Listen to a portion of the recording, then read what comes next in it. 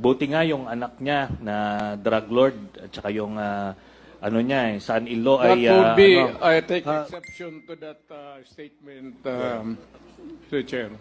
Please, It is not fair and it's my opinion. mischievous.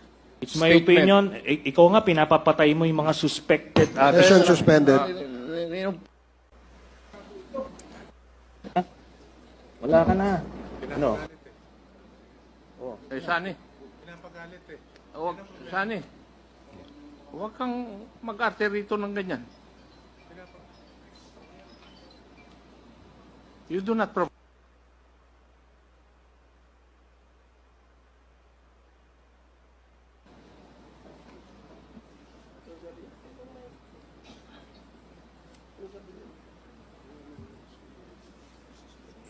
Please avoid calling names.